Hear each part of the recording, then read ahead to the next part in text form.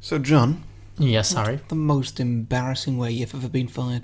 Ooh, well, I have been fired many, many times. I'd say the most... by the way, John, I need to talk to you after the show. Oh God, no! Over the intros, and then they have to do the whole episode, like, through tears. Some films are fine just the way they are. Other films sometimes take it way too far. But really, how bad could it get? Let's go beyond the box set.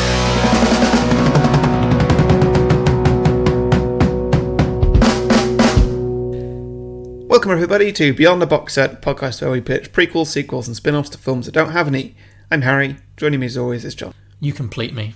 So, Jerry Maguire. Yes, this was my choice. Yeah. I decided that we should do the oft-quoted 1990s Tom Cruise hit, Jerry Maguire. Mm-hmm. For no particular reason, I just thought, like, it occurred to me that this is a film that is very famous, very quotable. I had not ever sat down and watched it all the way through. You, as it turned out, had. Yes. And you said last week when I announced this film, you said you couldn't remember liking it very much. Yeah, like, it's fine. Yeah. It's not offensive, but it's really not a film that I'm like, oh yeah, let's watch Jerry Maguire. Mm-hmm. And so how did you feel on the second viewing? Same, The same, really. yeah. Like, I think my favourite bit was just sort of the opening scene where you just see Tom Cruise being super confident. Yes. And then after that, he's just unhappy Tom Cruise, which is not fun Tom Cruise. I was confused by what we were supposed to get out of this film. Yeah. Like, what was the point of it all? Well, first up, do you regret picking it for a choice? Or No, do I you think don't, because I think there's a lot to talk about with this film. There's lots to unpack with this film. Okay. It's a good film. I'm similar to you. Like, I can't fault it. You know, it's in the sense that it's well written. Mm-hmm. The acting is generally good. It's very quotable. It does have a lot of really memorable lines. Yeah. It wasn't boring. It's too long. It's way longer than it needs to be for the story that it tells. Mm-hmm. But yeah, I just kind of came out of it thinking, like, what's that added to my life? You know, it had this weird, like, 90s lack of real problems. Yep, sure. Like, okay, so this film is about three things. It's about cocaine, it's about flip phones, and it's about white privilege. Yep. Like, even the black characters have white privilege in this film. I'm being a bit simplistic. But Cuba Gooding Jr.'s character is like, oh, I need to make my $10 million before I turn 35 and can't play the sports anymore. Oh, I'll have to get a real job, and then what will I do? It's like, I can't relate to this. Yeah. Like, Yeah. this is what we're supposed to be rooting for? Like, all of the characters are just like, and woe is me, I don't get to be a millionaire. I really didn't understand what we were supposed to get out of it. So what's the cocaine in this then? Did I miss that? No. The word cocaine is never uttered in this film. Okay. But did it not seem to you like every character was just doing industrial amounts of blow? Yeah. Yeah, definitely. I just thought it was weird that it never got mentioned. Like, I really got a big Wolf of Wall Street vibe to this. yeah, I can see that. And I kind of wish it had been that film. Yeah, it would have been much funner if it was Scorsese, is it? Or just like that bit darker and more gritty and more edgy. And but instead it's just this kind You're of... right, this film had no edge whatsoever. Yeah. It was a perfect sphere. It is, yeah. It's so like mass consumption. It's just all the rough edges are just filed down to make it as palatable as possible. It's got a fun little romance. It's got a happy-go-lucky, sort of wacky single mum with a lovable little boy. Yeah. Lovable, question mark. Well, someone loves him. Okay, what do you think of, what was his name, Bob something? Bob? Bob Sugar.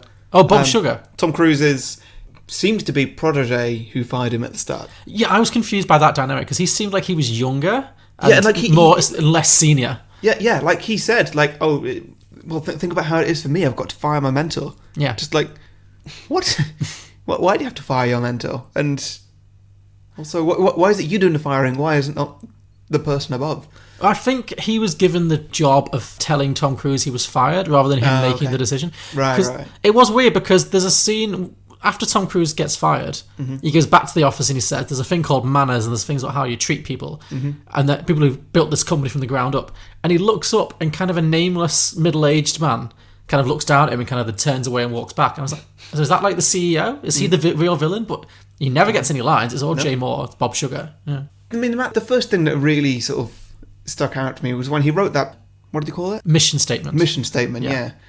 Which involved the words, less clients, less money. Yeah. And then pitch that as though that's a business proposal. Like, How is that a business proposal? Uh-huh. A business exists to make money. Mm-hmm. That's every business's primary goal. So we can carry on doing the things it loves, but without money, it's just going to die. Yeah. So what's he thinking there? Guessing that's why they fired him. Well, yeah, I'm sure. But yeah, I mean, this is the thing. And this is when I first thought, okay, so everyone in this film, specifically Tom Cruise in this film, is Crazy. just on cocaine. Yeah. Because sitting up all night writing a 25-page mission statement is absolutely the kind of thing like a cocaine addict would do. You know, just like, I've taken a huge amount of blow and I'm just having this creative spirit. I'm just going to write all of this shit down and then I'm going to print out 100 copies and hand them out that night and never proofread it. And yeah, that was my first red flag. I had so much to say and no one to listen. And then it happened. It was the oddest, most unexpected thing. I began writing what they call a mission statement. Not a memo, a mission statement. You know, a suggestion for the future of our company. A night like this doesn't come along very often. I seized it. What started out as 1 page became 25. So basically this film starts with Tom Cruise as he's like a top sports agent. Mm-hmm. And he's got all these clients. But he has this crisis of conscience because he feels like he's not a good person. He's not contributing anything to the world. He doesn't like the person that he sees. Mm-hmm. Am I just another shark in a suit, I think he says. Because a lot of the players, one of them gets arrested. One of them is really rude to a little kid. One of them gets his 4th concussion. And then his weirdly mature son says, shouldn't someone have stopped him by now? Yeah. He's feeling really bad one day. He's very sweaty at this point in the film. He's like lying in bed just sweating, which again I thought, okay, you're on drugs. Mm-hmm. And then he gets up in the middle of the night and in a frenzy, he writes this 25-page memo / mission statement. Have you ever written anything in the middle of the night? I don't do cocaine, so no. Yes, so he writes this memo and distributes it among the agency. And shortly after that, he gets fired. But there's one person who believes in him, which is Renee Zellweger. Mm-hmm. Because he was nice to her and her kid at the airport. Have you seen her IMDb picture? Yeah, it's a different person. What is going on there? Did she hire somebody? Yes, a plastic surgeon. Yeah, she has a whole different face now. Yeah. It's alarming. Mm-hmm. I will say Renee Zellweger is somebody who I think I'm inclined to make fun of. I'm inclined to think, oh, you are ridiculous. Mm-hmm. I did find her very charming in this. She was fine. She just felt like American Bridget Jones. Well, yeah, that's what she is. Yeah. But I don't know. I mean, the character wasn't very well written, but I think she made it as likable as you could possibly make that character, or as lovable, as believable. Because I thought she got some of the worst dialogue in the film. Yeah. Well, I think that's something that I've heard at least that Tom Cruise is good at. He's good at just really bringing the best out of everybody by comparison that he's around. Well, maybe. I mean, he's not bad in this either. No, he's not. He's good. Yeah. No, I think he just generally brings out the good side of people, and generally when someone's on screen with him, they're doing a good job. She was very good because her character was written really poorly. Because I didn't understand why she would buy into this. Incredibly massive risk. Yeah. Because the thing is, she read the mission statement and was inspired by it. Yeah. She's like, okay, this is a guy with his head screwed on. Even though, like... It's not. No. She has to, like, make this kind of dialogue work where in the airport scene, she's like, oh, I read your memo. And it's like, all that stuff about being nice to each other, that's revolutionary, man. It's like... I didn't get the impression that she'd been at that job for a long time. No. So she probably hadn't had that bad a time yet. And it looks like a good job in a company that seems to be doing well. She's probably paid an alright amount. Yeah. And there's a lot of room for growth in that job. Yeah. Like, she could just take Tom Cruise's role. I mean, she couldn't right now, but, like... She could work her way up. Exactly, yeah. And she's a single mum. She has a kid to look after. Yeah. Like, she can't just leave her job. Apparently she can. Biggest risk that anybody's ever taken. Yeah, that's it. On the list of the stupidest things that people did in this movie. It's definitely way up there, yeah. Yeah. So basically, yeah, And there's a lot of those things. There's a lot of stupid decisions which we'll cover. But yeah, so she reads this 25-page cocaine rant that she decides is super inspiring, has a little meet cute with him at the airport, and then when he gets fired unceremoniously, he says, who's coming with me? And it's very embarrassing. Nobody responds, not even his own secretary, who makes the good point. Look, I've got 2 years and this place has got a really good dental plan. Yeah. And it's like, yeah, you do you. Yeah, but then she's like, but then Renee Zellweger's like, I shall go with you. And it's like, no, what? No, why? No dental for you. Yeah, exactly. You need that dental plan. That little kid looks like his could fall out any minute. Right? It did make me think that her character could very easily be the kind of person who would maybe like be seduced by a cult. Yeah, like, she seems very suggestive. Very well you know what I mean? put. Like, she's so going to end up in probably in the Church of Scientology or something. Like, you know, some motivational speaker says all the right things to her, and she's like, "Take my family, take my money, I will go with you." Yep. She really seemed like one of those. Yeah. But it's okay though, because she can quit a job, because she can always go to that job in San Diego. That unspoken job in San Diego that's just indefinitely been held up for her for some reason. Nobody ever says what it is, Nope. what it pays, what she does, Who's holding it up for her? who's holding it for her. We don't know. What about medical? Of course, medical. You are a single mother. You have given up the right to be frivolous. If you had read what he wrote, you would have left with him too. And I can always take that job in San Diego. Do you know how much those well child exams cost? Of course I know. $150. Yes, that's right. And that's just when he's well. Yeah, so Tom Cruise loses his job and Renee Zellweger goes with him. He manages to grab just one client. Well, two at first. There's Cuba Gooding Jr., who is the third main character in this film, I guess. And then there's Jerry O'Connell, who is playing like this young, dumb, white football player. But he actually kind of betrayed... Or his dad, played by Beau Bridges, who's also his manager, betrays him, doesn't he? Yeah. He kind of signs with Bob Sugar, the guy. Even though he said he wouldn't, and his word is... it's Solid as fine, oak or it's something, fine. Yeah, it's solid, yeah. But, like, Tom Cruise, why are you taking someone's word? Yeah. Like, this is your life. This is your entire career resting on this. Just get him to sign a contract. Just explain that. Well, that's because he's a Jesus figure. He's the Jesus of the sports entertainment world, I don't know. What did you think of Cuba Gooding Jr.? He was good in this. Yeah. I mean, like you say, his character wasn't the most relatable. Well, none of them were. Like, it wasn't just him. Like, all of them were like... If anyone had any kind of relatability, it was Renee Zellweger, and even Yeah. that was like... Not, She was making too many poor decisions for me to really be on board with it. Like, Yeah. He was good fun. I mean, I enjoyed the show me the money scene. Thoughts? I knew the line, but I didn't realise how weird that scene actually was. Yeah. Again, it was so coked up. But it was also like, it felt like they were having really like aggressive phone sex. Like, I felt like Cuba Gooding Jr. should have been masturbating in that scene. They're just screaming at each other like, "Who's gonna get me the money? Who's getting me? Do you love the black people? I love the black people." Like, it's insanity. Like, Yeah, it really is. he's actually sat in his office screaming, "I love black people," whilst like dripping with sweat. I mean, Zellweger's like staring over a computer like, "That's the one to follow. Yep. That's the guy. I'm throwing it all in with this guy." Show me the money. Yeah! Louder! Show me the money! That's it, brother, but you got to yell that shit! Show me the money! I need to feel you, Jerry! Show me the money! Jerry, you better yell! Show me the money! Show me the money! Do you love this black man? I love the black man! Show me the money! I love black people! I love black people! Who's your motherfucker, Jerry? You my motherfucker! What you gonna do, Jerry? Show me the money! Congratulations, you're still my agent. At first, like, Cuba Gooding Jr. comes in at an 11. Like, he's so loud, and I was like, oh god, I don't think I can take this for 2 hours. But then, to be fair, he kind of brings it down a notch. I think he's probably the best part of the film. Yeah. Yeah. He gets a lot of really good lines. Yes, he does. The Quan. What is the Quan? So, at the beginning of the film, Tom Cruise is also in a relationship with Kelly Preston. So he's engaged. We found out he's engaged. We don't see who he's engaged to. Then he kind of meet cutes with Renee Zellweger. He's like really nice to a little kid. And then he walks away, and then she says to her son, she's like, "Boy, whoever snagged that man must be a real classy dame." That's the point. He's engaged for like 2/3 of the movie, isn't he? Yeah. Like, I barely realised. Yeah. Well, she's in like 2 scenes. And it's just not a plot point. No. Until there's like this weird sort of breakup that I didn't really get. Wait, is that a breakup? Did that happen? And then suddenly, oh, he's available. Right, well, I guess Renee Zellweger's in. Yeah. I guess it's to give them a slight romantic hurdle to jump over, even though it's dealt with really quickly. But yeah, I felt like this film had a really weird attitude towards women. Go on. It's a very 90s thing, I think. Like, basically, so Renee Zellweger says, you know, whoever's with that guy must be a real classy dame. And then, like, shot, it like hard cuts to this ridiculous sex scene where he's basically flinging her around like it's caber tossing or something.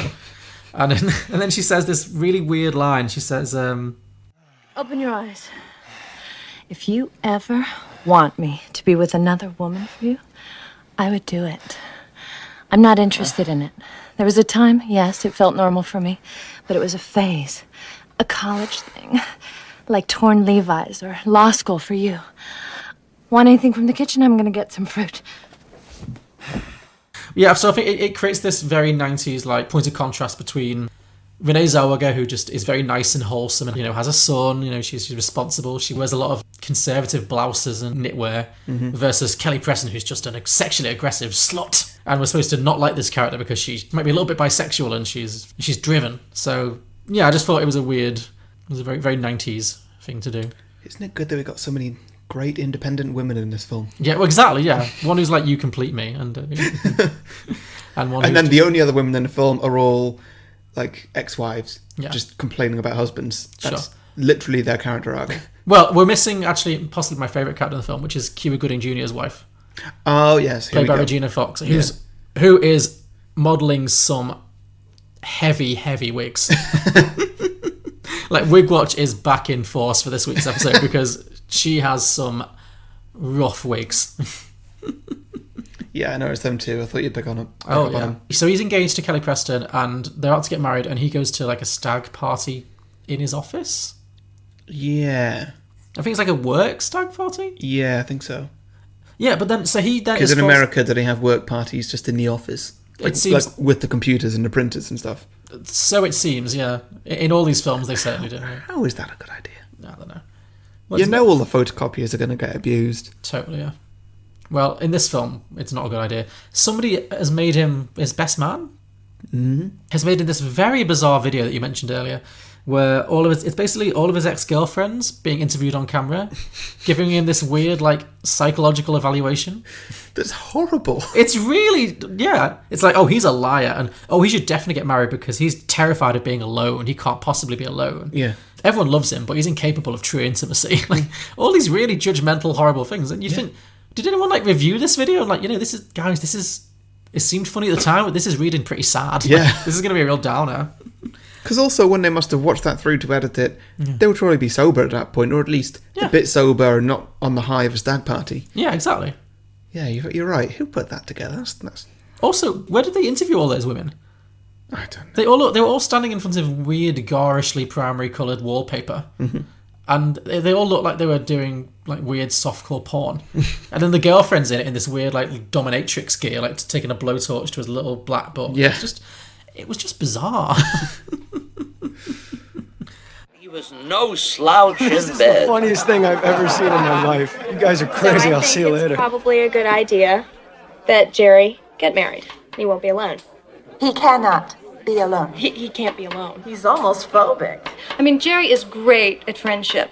He's just really bad at intimacy. He can't be He's alone. got a He can't be alone. He can't be alone. He can't say I love him. Are you listening, Jerry? Lies. He's an agent. He lies. I love you too. Hey. So he loses his job. He sets up this agency. He then breaks up with Kelly Preston, who punches him in the face. So then he gets very sad. He puts on his sunglasses of despair. And then he goes to... He turns up at Renee Zellweger's house, drunk, where she's staying with her sister and a coven of witches. Who were those women? Who were those women? I don't know, but I did appreciate their outfits. Yes, yeah, they were wearing some real, like, crazy beat poets, like, outfits. Lots of berets and glasses on chains. And who still wears a beret in, 1996? Bitter, divorced, middle-aged women. Was that the fashion at the time? Apparently so. I can't remember. There's a reason that woman's divorced. So he turns up drunk at her house, and then she's like, oh, I'll go get you a beer. And then she leaves him for like an hour while she goes into the kitchen and talks to her sister. And then Jonathan Lipnicki, the cute little kid, comes down. And what did you think of the kid? As kids go on film and TV, I'd rate him a 6 out of 10. A 6? Yeah. On what? What 0 being like the most annoying thing in the world, 10 being just fine. Okay, sure. 10 being passable. Yeah. Interesting system. Sure. So he's a 6 on that. Like he's a bit annoying, but not overly annoying. Yeah. You got some worse ones. Who's worse? I don't know. I don't remember child actors. No, okay. I was thinking... The kids in Hook. Okay, yeah. Fuck those kids. Okay, you're right. They're definitely at 0. Yeah. Okay, that's fair. Like, there's a reason this is like an iconic character because, yeah, he has some quite sweet lines. Was he Stuart Little as well? He was Stuart Little, yes. Wait a minute, Stuart Little's the mouse, though, isn't it? Yeah, he's the boy in Yeah. Stuart Little movies, though. Yes, I know what you mean. He is like the ultimate, like, overly cutesy 90s kid, though. Was he ever the Milky Bar kid? He looks like he could have been. I don't know if he ever was. Okay. But that's definitely, a vibe he gives off. So then Tom Cruise kind of bonds with him in the hours that he's left alone in this strange woman's living room while she's out spilling spaghetti all over her blouse. Which I did appreciate as a piece of physical comedy. I didn't find it funny. I just like, oh, that's happened. I wasn't like busting a gut, but I found it vaguely entertaining. I'm now just picturing you physically busting a gut and getting taken into hospital and having surgery, and it's all for that joke. like my spleen explodes or something. Yeah. I'm not going to say anything. I'm just going to say this. You have always been very responsible with Ray, and I don't think it's right for him to wake up and hear some strange man's voice in the house. Some drunken... Oh, as opposed to 10 angry women? Whoa! Lean forward. Okay, I've got it. Still edible. Change your shirt. Everything's fine. But yeah, anyway, they end up going on a date together, and they connect. Like, they seem to have their little falling in love moment. Mm-hmm. Then they have a very weird love scene on her front porch. Yeah, they do. So it's like he loses control and starts undressing her. And then suddenly realises that they're just on the porch. Yeah. It's weird. I was like screaming, go indoors! Yeah. Just go indoors. It read as a lot creepier. I think it was meant to read romantic. It just, for me, read really creepy, because Tom Cruise is doing his creepy, like, aroused. Does he go down on her? Yeah, that's what I thought. It's like, because he goes physically down off screen. Yeah.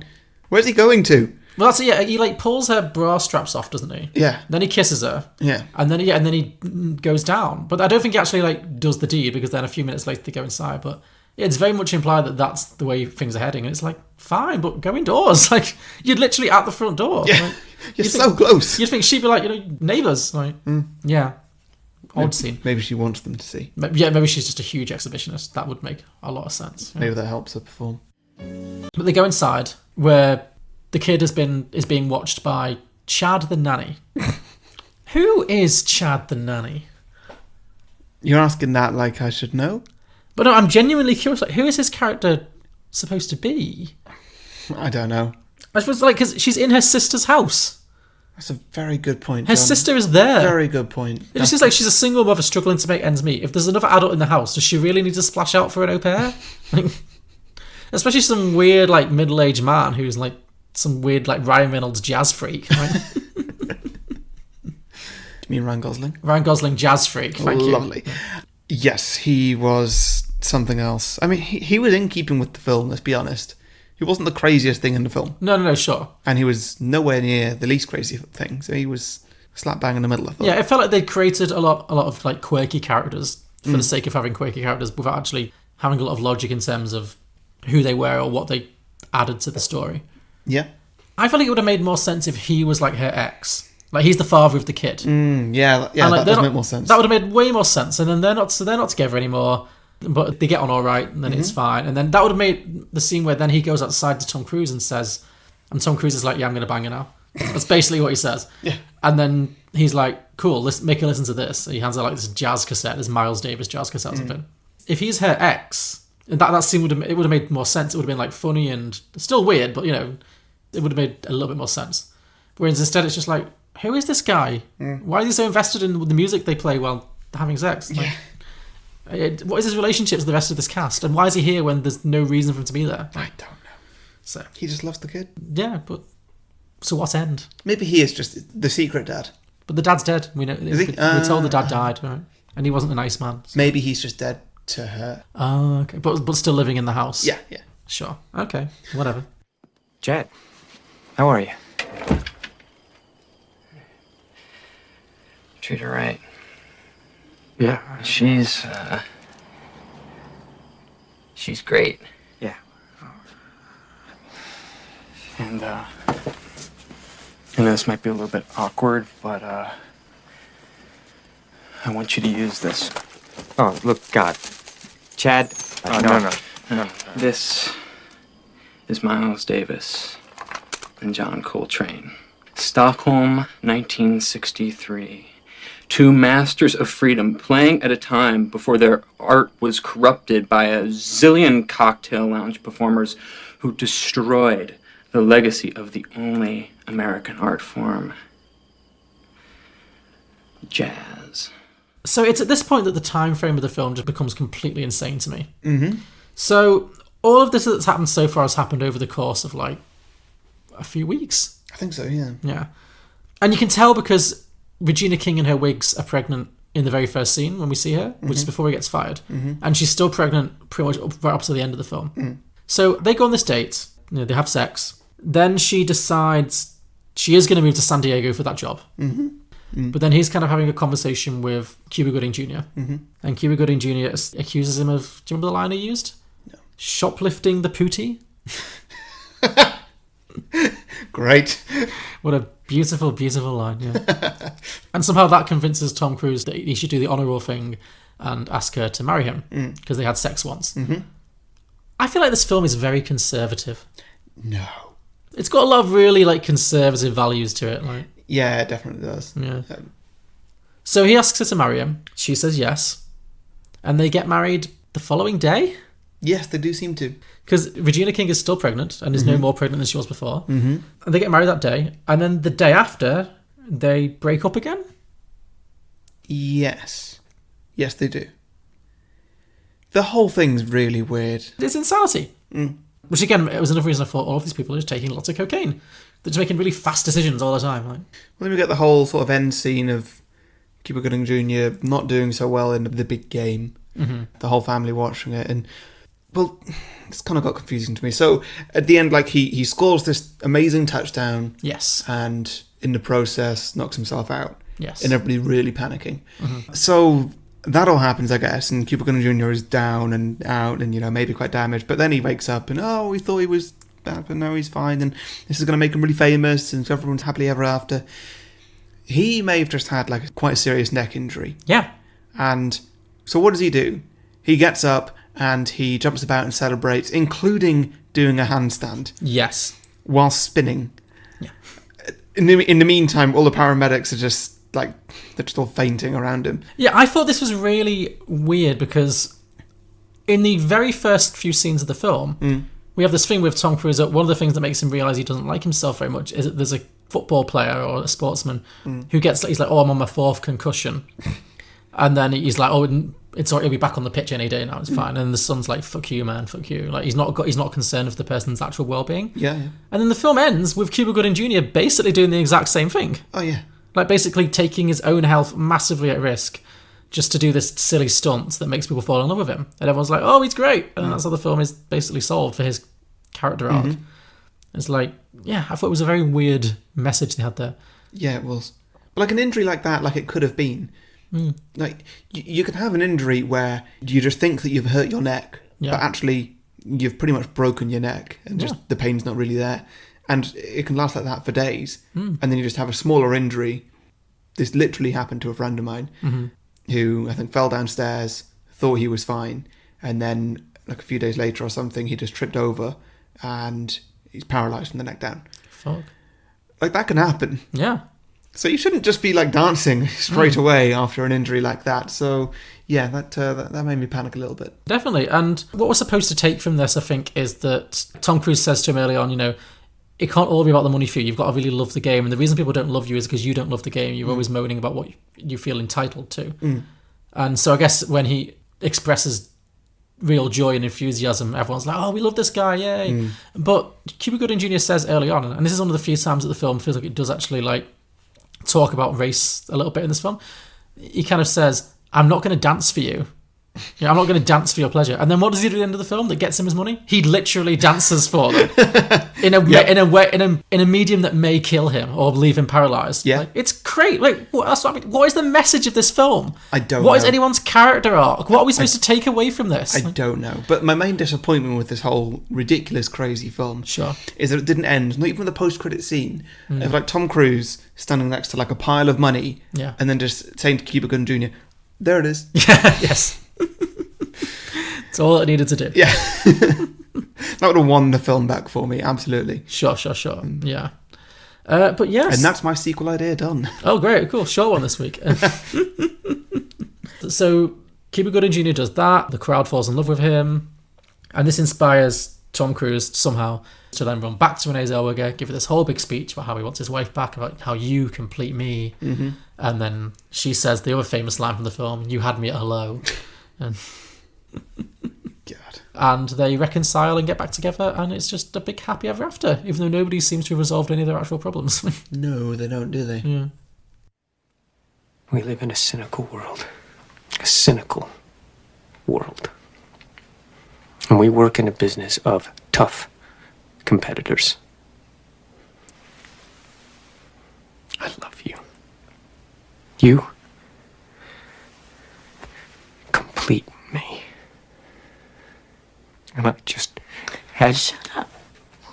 Just shut up. You had me at hello. Okay. Before we go on to Patreon and drinking games, one other thing, actually. A fun little Tom Cruise's crazy story. I love a good Tom Cruise's crazy story. Mm-hmm. So I was doing some research on this film. And there was an actor called Artie Lang who got cut from this film. He had a very small role in this film that ended up getting cut. But he wrote about the experience in a book that he wrote. And he said that apparently Tom Cruise has on this film at least, he insisted on working himself up to a level of intensity before he was on camera, so that he would be giving a really energetic performance because the character's really energetic.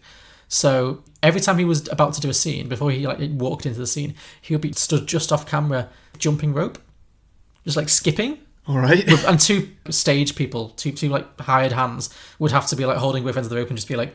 Oh, so wait, he's not actually holding it. He's not doing it like a boxer. No, it's. He's doing it like an 8-year-old schoolgirl. Yeah, basically. Great. And I remember this guy was it was super distracting because I was trying to do my scene and just in the corner of my eye, Tom Cruise is just skipping like a crazy person.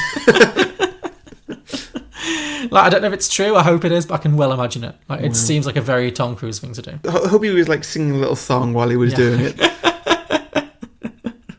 2 + 2 is 4 is 6. I don't know what are those songs people do. Maybe he had Renee Zellweger in there with him, and they're that was it, playing patty cake or something.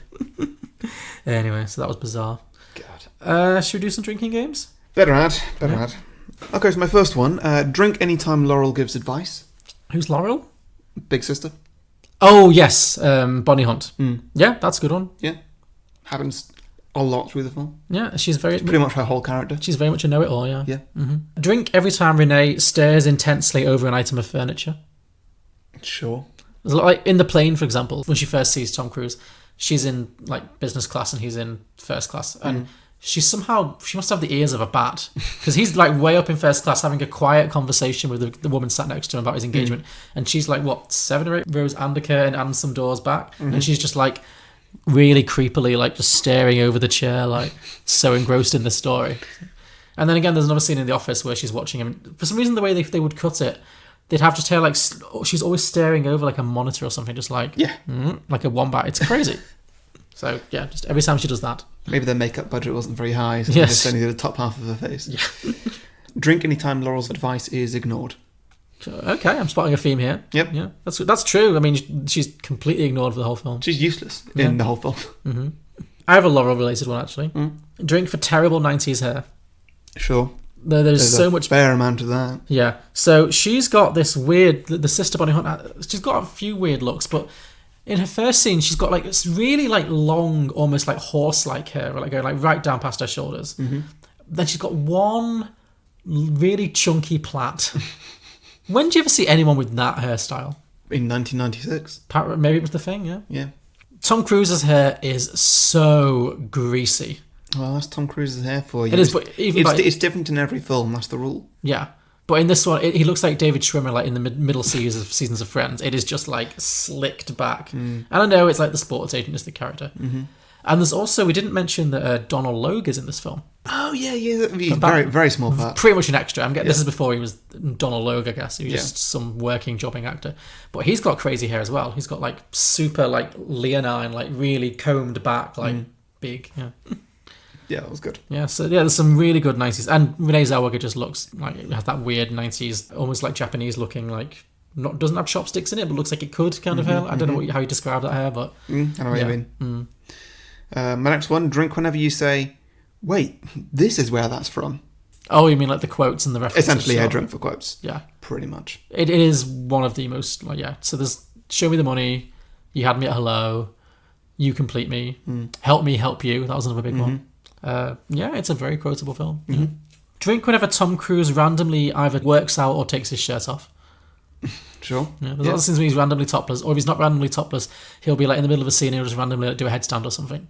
He'll just be like, oh, I don't know what I'm doing myself, so I'm just going to like bench press something. Like, I mean, he just seems so hyped up. Yes, yeah, he does. Yeah. Drunk Anytime, Bob Sugar, I forget the actor's name. J. Moore.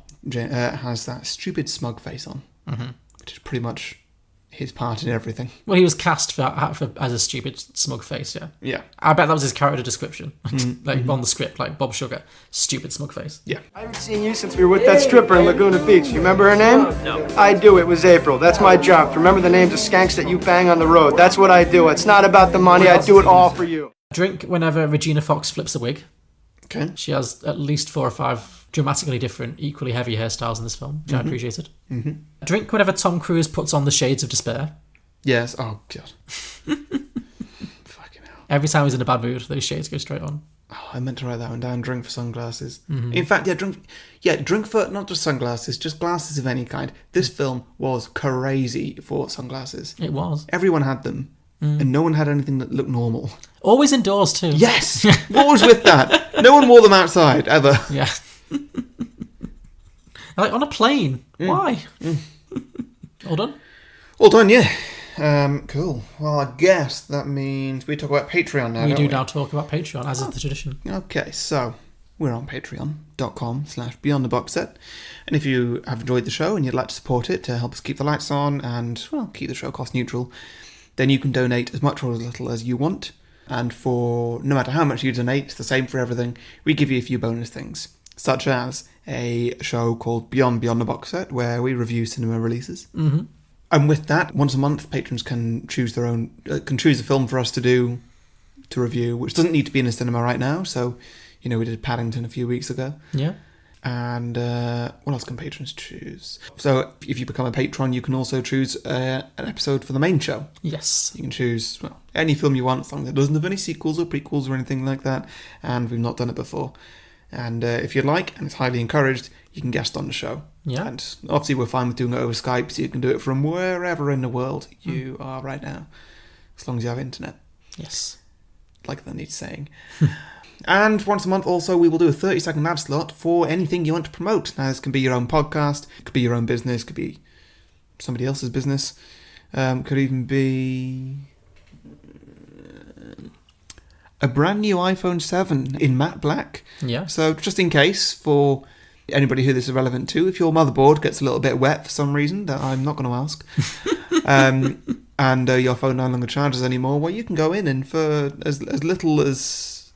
I think it cost me about 50 quid. As little as 50 quid, you can get yourself a brand new Apple iPhone 7. Well, that was 50 quid to buy out of my current contract and get an early upgrade, which means I'm tied in for another like 24 months. But terms and conditions may apply. Yes. Right, now on with the show. Great, good save. So all that's at patreon.com/beyondtheboxset. Yes. Thank you very much. Hi, I'm Mike from the Genuine Chit Chat podcast, where we have honest conversations with interesting people. I speak to a wide variety of guests, from travellers to musicians to those afflicted with mental or physical illnesses.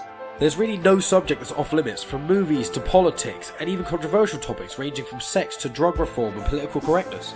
So if you still believe in the art of conversation, are intrigued by healthy debates with different ideas and perspectives you may not have thought of, and want a podcast where every episode is about something different with a variety of guests, then this may be the podcast for you. You can hear us on YouTube and all your favourite podcast apps, and follow us on Twitter, Instagram and Facebook.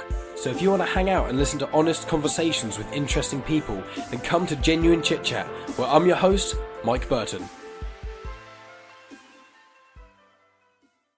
Okay, well, I'm not sure how this is going to go down, but I don't know, we'll see. Maybe you can help me with a few bits in this, I'm not sure well. So, in between the original film and this, which is going to be a sequel, about, I guess, 18 years later or whatever. I don't know. Well, it's 22 years later now, technically. Oh yeah, my maths was wrong. Anyway. Okay, so it's going to be less than that. So Rod's career has made him and Jerry a lot of money. So much so that they both retired happily about 5 years later, to spend more time with their respective families. Oh, how nice. So Rod spent some of the money on a fancy new home saved a fair bit for his kids' college fund, and put the rest into property investment like a sensible person. Okay. He's doing really well and is very comfortable amount of money for the rest of his life. So he's achieved his dream just because he was a successful athlete in his prime. Great. So far, no stakes. Jerry, on the other hand, has lost most of his money on some very high-stakes bets. Mm-hmm. Turns out he's got a very addictive personality. Okay, yeah. It's no surprise. Not surprising in the slightest, yeah. So he now has a nothing job, which doesn't really matter. He doesn't really care about it, but it pays the bills. So he's just working like a services job, like, or something. Something, yeah. Okay. So because of how stressful his job as a sports agent was, and how much he abused other people, like his clients and his family, for not paying him enough attention. By the way, he is with Renee Zellweger. They're still together, yeah, right? Yeah. Cool. Yeah, so he's essentially just been banned from doing that job by Renee Zellweger. Oh, okay, sure. She said, like, you cannot work as a sports agent. That does not work for me. It does not work for the family, and it makes you an awful person. Okay, good for her. Yeah. Okay, so Ray, the boy, at this point, This is Jonathan Lipnicki's character, right? Sure, yeah. He is now, he's a bit more grown up, and he's in the last year of school. Okay. So I guess that sets the time frame of the film. So if he was 4 or 5 in the original, now he's, 16, 18? Something like that, yeah. Jonathan Lipnicki's obviously like 27 or something else. So I'm guessing, are we just going to cast someone a bit younger? Yeah, I've not really thought about who that can be. It doesn't matter. No. Let's move through this. Yeah. So he's in the last year of school, and he's competing in the school's baseball league. Okay. As obviously the end of the first film kind of set up. Mm-hmm. Oh yeah, it ends with him like throwing the ball super far, and Tom Cruise is like, "Oh, I can work with this." Mm. And today is the final. So obviously Jerry and Renee they're in the audience. Sure. While Renee's off getting hot dogs, Jerry starts a conversation with a young man sitting to his left, played by Aaron Paul. Aaron Paul, okay, from Breaking Bad. Yeah. And as chance would have it, this guy is actually an agent looking for young talent for the state's under-20s baseball team. Okay. So Jerry is immediately interested, as he wants his new son to do well, obviously. Sure. Sorry, not new anymore. It's been like 20 years. Sorry, I misread. His now son. His now son. Sure. Crucial difference. To do well, and he knows baseball is like his world. Sure. But everything this guy, Aaron Paul, is saying is wrong. He's clearly just terrible at his job. Like, right, okay. And Jerry knows this. Yeah, Jerry can tell that like this guy's got no confidence or whatever. Mm-hmm. He doesn't have class, so Aaron Paul fits. Sure. Okay, that makes sense. So in Secret from Dorothy, Jerry coaches this guy on how to become a good agent. Okay. He gets completely addicted to it. So he takes him on as like a mentor-mentee kind of thing? Sort of thing, yeah. Okay. So over the course of the next year, many things happen, and after a while, Jerry betrays this guy a few times. He shaves his head, grows a moustache. And Jerry has? Yes, and even wears a hat from time to time. Hope you can see where this is going now. He shaved his head. His business cards are all blue, and as he gets deeper and deeper into this deception from his wife, the drama starts to really pick up, until eventually, after a few murders by Jerry, his wife finds out and he runs away to the forest to come up with a master plan, which also involves the rescue of Aaron Paul from some Mexican gangsters who've imprisoned him and are making him work for them for free. I'd have no idea what you could possibly be referencing here. And so after reconciling with his family, Jerry eventually saves Aaron from the gangsters and somehow dies in the process, and that's pretty much the end. Okay, so it's Breaking Bad, but instead of meth, the addiction is just to management. Yeah, I guess, yeah. Okay, I mean, it's a route. I called it Breaking Jerry Maguire. Breaking Jerry Maguire, okay. I mean, you got me thinking now, if Tom Cruise was to shave his head... What would he look like? Yeah, what would he look a bit like Bryan Cranston? I don't know. Like if he like laid off the Botox for a year or something, like what would come out of that at the ground? Like he'd just melt. He'd fall apart. He probably would, yeah. Like the Wicked Witch of the West. Fascinating. I mean, I do think that Tom Cruise works best as a villain. Is that the idea that he's playing a villain? Like, I mean, in the sense that in the same way that Bryan Cranston in Breaking Bad is playing a villain. Sure. You know, even though he's the main character, he's still kind of the villain of the piece. Sure. So yeah, Tom Cruise is, I guess, doing that. Mm-hmm. Yeah, but, you know, one thing leads to another. The whole thing gets very out of hand. Sure. That's the theme of this, at least. So he goes from teaching Aaron Paul how to be an agent. Mm-hmm. How does that then go into the gangland scenario? Maybe he becomes the best agent. Yeah? And Aaron Paul does? Or they both do together? Yeah, they both do together. And like as a team, I guess. Sure. And they're getting all the good players. And for whatever reason, I guess doesn't need to be gangsters, but it works well. And the parallel is to have it as Mexican gangsters, as in the drug cartel. Sure. Or the equivalent of they want all the good players, so that I guess Mexico can do well in the Olympics. I don't know. The Olympics of American football. Yeah, sure. Okay. Well, it's not all about American football. He was a general sports agent. Sure. Yeah. Okay. Cool. So that's I struggled this week. No, it's fine. I've had a lot going on. I've moved house twice. It's been very stressful. Well, 1.5 times. Yeah. I won't go into it, but it's very stressful. It's okay. Do you want some news that might make you happy? Maybe. You always look so scared when I say that. Because I really don't think it will. This is the closest we've come in a while to having the exact same idea. Okay. Yeah. I went in a very similar route. Okay. Because, yeah, so my sequel, I guess, are you done? Yeah. Okay, so my sequel is called Jerry's Game. Okay.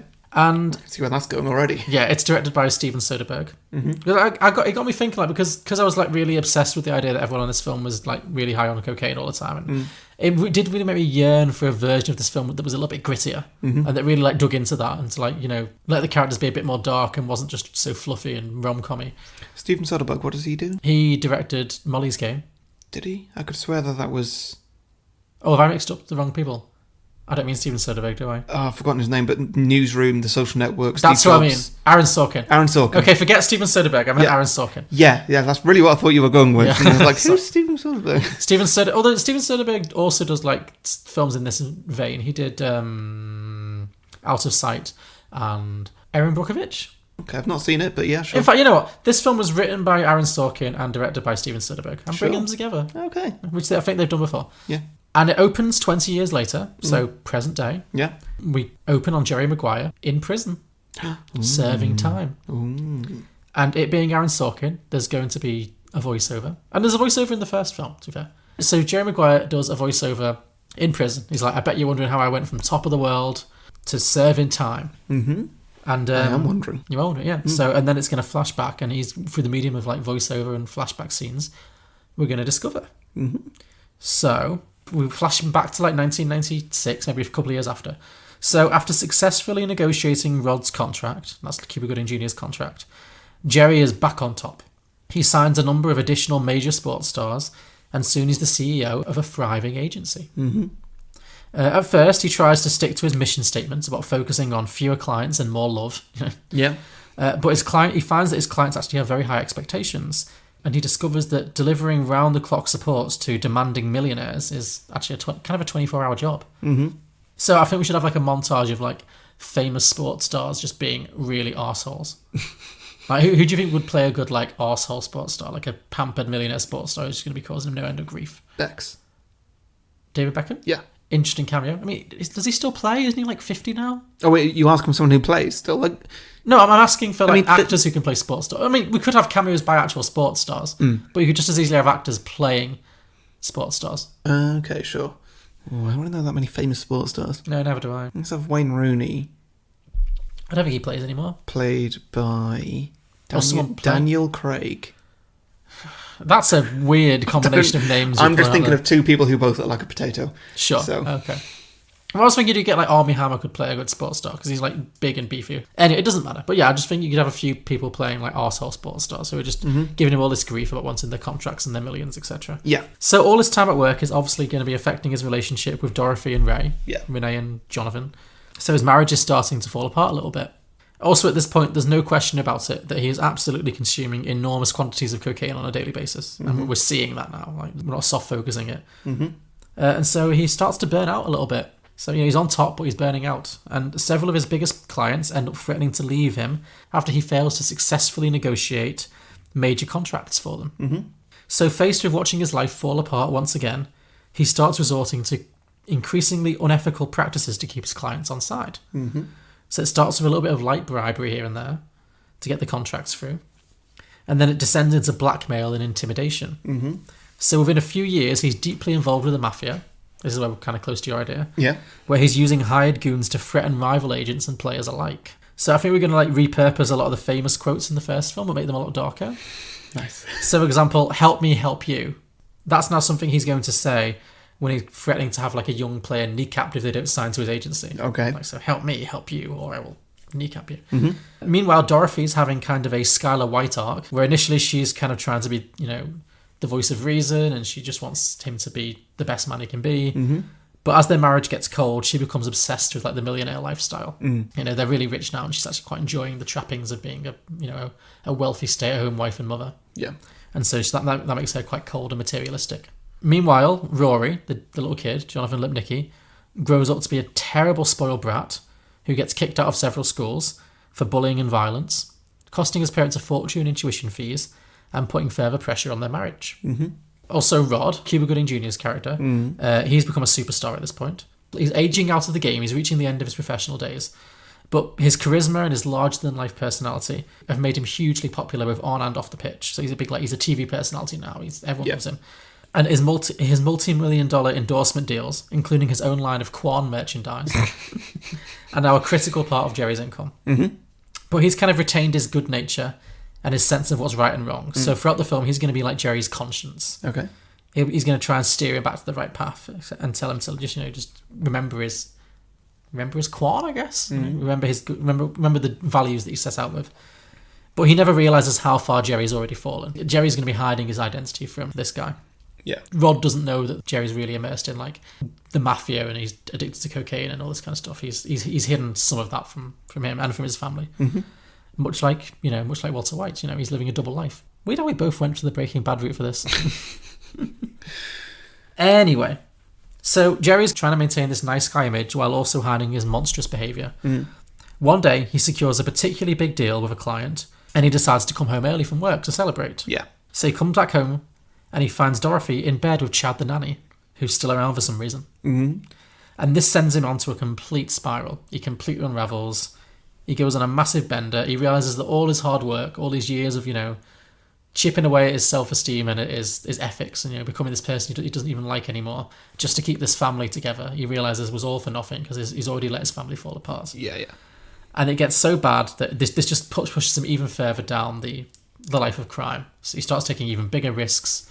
His drug addiction spirals out of control. He's drinking too much, all this kind of stuff. And eventually, it gets to a point where Rod figures everything out. Cuba Gooding Jr. figures everything out. And there's going to be some kind of climax scene where Cuba Gooding Jr. is going to confront him and is going to say, you're not the person I remember you being anymore. You've sold out completely. I quit. I'm out. Wow, okay. So he is Jerry's number one client.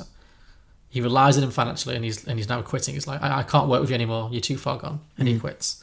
And it's going to end like with Jerry Maguire just like on his ruined kingdom, just like his life is over. Mm-hmm. And then we found out he went to prison for gangland crimes and just wow, generally a monster. Just it's the first time I've gone this dark in a while. But yeah, and it's been a while actually. Yeah, it's refreshing. Yeah, it feels like. Yeah, I mean, as you can probably tell, I kind of ran out of ideas towards the end there. Like, I was like, how do I wrap this up? But yeah, I like the idea of it having like a Breaking Bad meets kind of Scarface meets kind of just the first film's him rising to the top, and this film's going to be the horrible come down, the horrible cynical come down. Yeah. So that's my idea. Very good. Okay. So we got some listener submissions? That's the plan. So I have a drinking game for you. Mm. This week's drinking game is drink every time somebody repurposes a quote from the original film. Ah, solid. Solid. Especially if there's a pun involved. Double drink if there's a pun involved. Double drink if there's a pun. Well, they're all puns, so. Ready when you are. Okay. So Kevin Gray says, "Show me the honey." Here we go. Starring Winnie the Pooh. Nice. A Winnie the Pooh Jerry Maguire story. Mm-hmm. Joe Herman says, "Show me the Bitcoin." Fucking hell. How many of these are there? You asked for this. Asobi Datora said, "You had me at insert emoji here." One bottle down. Yep. Carry on. Kyle Davidson says, "Jerry sees the money, is underwhelmed, spends 2 hours working on a new catchphrase." See, there's no pun there. Mike Carey. Nice fresh bottle. Yes, Mike Carey? Mike Carey said, "Rod Tidwell, Snow Dog." So after retiring from professional sports, Cuba Gooding Jr.'s character Rod has become an award-winning actor, aka Cuba Gooding Jr., I guess. But despite his charisma and talent, he's finding it hard to get the roles he wants. Fortunately, his old agent, Jerry Maguire, has a plan. Okay. So I guess that's a spin on the fact that Cuba Gooding Jr. won an Oscar after winning this film, for this film, but then he really struggled to find other decent roles. Like, he really, for an Oscar winner, didn't do a lot else. And it's only recently... I really don't know him from much other than American Crime Story. Well, the reason this film's called Snow Dog is he did a really famously bad film called Snow Dogs. Oh, okay. Among other just forgettable, terrible films. He didn't do a lot. But now he's back with American Crime Story. Now he's having a bit of a comeback. And good for him. But yeah. He had a real, like, 20-year wilderness period in between. John Scruffini says, "You complete me. Again." Tess Sullivan said, "This is more of a spin-off, but can we have something about Bonnie Hunt and the Divorced Women's Club? Because I would watch the shit out of that." Yeah, man, that'd be great. So they are their own film. I feel like they had their own film going on and we were just kind of like seeing glimpses of it. Would each... Well, I'm saying each episode as though it's a TV show. Would it all just be in that one room? Like, would they just constantly be sitting around in a circle, just bitching about men? Maybe it's like Orange is the New Black and we'll see little flashbacks of all of their reasons. There we go. Yeah. What made them so bitter? Who knows? Okay. Hoover Wind said, "The McQuengers." I'm not sure what that refers to. Maybe you can fill me in on this. I understand the premise of the sequel. I just don't know what the title means. The McQuengers. Sounds like... It's going for the Avengers. Like Maguire Avengers. Yeah, I think that's it. It's Jerry Maguire Avengers. So basically, and that makes sense. So it's a sports agent, a vampire, a mummy, a fighter pilot, a Vietnam vet, a man with Groundhog's Day style powers, a spy, and a bartender must unite to stop the global threat of psychology. Wow. Yeah. Oh, I would watch the shit out of that. So would I. Aaron A. Aronson said Terry Maguire. Wait, just pause a sec. Aaron A. Aronson. Yeah. How many A's are in that name? 5. That's a good amount of A's for a name. That is solid naming. Yeah, his parents did well there. I've only got 2. Yeah. You're so bitter this week. It's alright, you've only got 1. I do. I never considered Loser. it. I never considered it a problem until now. Aaron A. Aronson says Terry Maguire, but with a 2 for the T. Love it. Love it. I love a creatively placed 2. Yes. I wonder if Terry Maguire's going to be his son then, or who knows. Anyway. He's got that kind of an ego, I think. Yeah. Will Buckingham says, "Turns out she doesn't complete him." Fair. Right. Over on Twitter, the Contrarians, at Contrarian Prime, Ray Boyd Maguire, as predicted by Jerry, little Ray, as in Jonathan Lipnicki's character, grows up to be a fantastic baseball player, but one who seems to prefer Bob Sugar's cold-blooded managing style over that of his stepfather's. Can Jerry retain his most important client again and keep his family together? That's interesting. So his son's getting seduced by this evil... Bring back Bob Sugar, who's seducing his own adopted son. I like it. Okay. At One Aussie Nerd, Jerry Maguire is visited by his cousin Lizzie Maguire. Remember the Hilary Duff? Oh dear. Yeah. And he takes her to teach his philosophy as they hang out together. So, okay. Yeah, so it's a Jerry Maguire, Lizzie Maguire crossover. Sure. Yeah. False Starts Podcast, at False Starts Pod. Jerry Maguire 2, Show Me the Mummy. Oh, man, that's good. Older Tom Cruise travels back in time, as the top Scientologists can, but they don't tell anyone, and makes Jerry watch The Mummy and enlists his services to make sure he never actually makes it. Only a couple more now. Blokebusters, at Blokebusters. Jerry Maguire 2, Show Me Mo Money. Show Me Mo Money. Yeah. Jerry falls on hard times. Take a drink for that. Go for it. Jerry falls on hard times and becomes a pimp. Oh, lovely. Yeah. You've got to do what you got to do for your kid. You do, exactly. Make that money. At Gidget Von LaRue says, Rod has gone on to massive success. Cuba Gooding Jr. again. Jerry's agency is doing really well, but Jerry gets a super talented player who's reckless and ego-filled, and he must bring in Rod to guide him, a bit like Bull Durham. So Jerry's still an agent, and yeah, he needs to bring Rod in as a mentor to a new, younger sports star. Okay. So it brings all the whole gang back together. And finally, Cinema Recall, at Cinema_Recall. Jerry's latest client is Ethan Hunt from Mission Impossible, right? Yeah. Who needs a new agency for IMF. When the bad guys mistake Maguire for Hunt, they will complete each other with vengeance for the bad guys. Interesting. Yeah. Yes, I like it. Cool. So, those are our sequel ideas for Jerry Maguire.